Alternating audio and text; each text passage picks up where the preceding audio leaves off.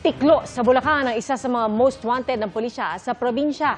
Nag-aalok daw siya ng trabaho abroad pero ang mga babaeng biktima nasasadlak sa prostitusyon. Dahil masyado raw madulas ang suspect, hindi siya sinanto ng mga otoridad ng maaresto sa simbahan. Nakatutok si Marisol Abduraman, exclusive.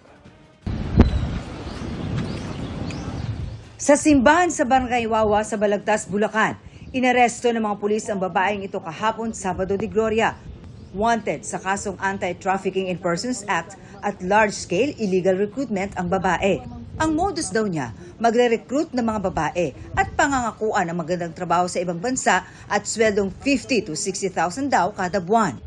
During the process, wala pong babayaran ng ating mga victim, ma'am, sa processing. At the same time, babanggitin po na wala po silang gagawin kundi maging server or mga waitress lamang po sa restaurant or sa mga bar po sa Malaysia. Pero laking gulat daw ng mga nirecruit dahil pagdating ng Malaysia, Bukod po sa wala po silang working visa, ang mga biktima po natin ay ginagawa pong mga prostitutes. naipupusit daw ang mga babae sa pamamagitan ng backdoor. Mula Bulacan, ebebiyahe sila papuntang Naiya, saka sasakay ng eroplano papuntang Palawan. Pagdating po ng Palawan, may susundo daw po sa kanilang mga van at dadalhin po sila sa Brooks Point.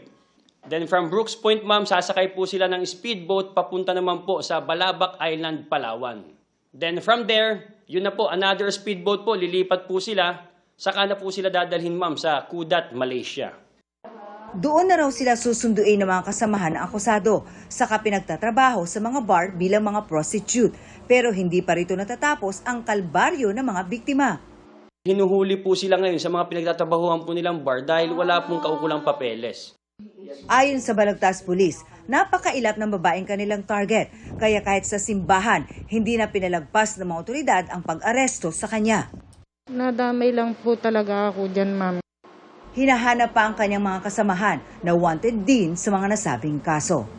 Sana po maging masyado po tayong vigilant sa nakakausap at pinagkakatiwalaan po natin.